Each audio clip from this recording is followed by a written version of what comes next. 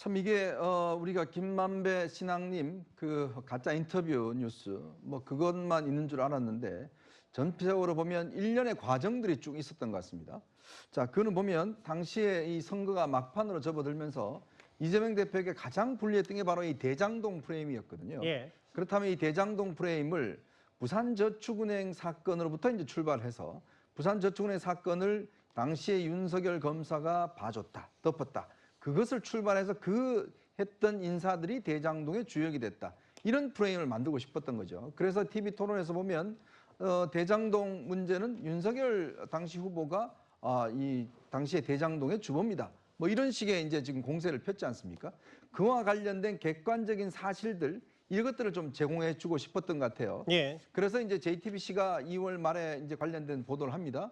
자, 그리고 3월 1일 날 바로 이 리포액트라는 데서 이제 이런 또 관련된 보도를 했고요. 3월 6일 날 또 관련된 보도가 있었습니다.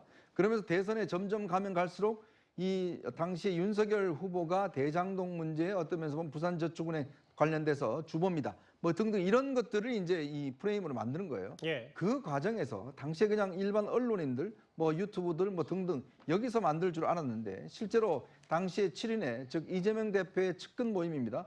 그 중에서도 성남 분당을 지역구로 하는 김병욱 의원과 김병욱 의원의 보좌진들 이 사람들이 직접적으로 관련된 사실이 조금씩 드러나고 있지 않습니까? 예. 그렇다면 이 전체적인 흐름 자체가 단순히 몇몇 어떤 인터뷰나 어떤 이런 데서 조작된 게 아니라 당시에 이재명 캠프의 핵심에서도 이 사실관계를 알고 있었고 알건 정도를 넘어서서 실제로 주도했다.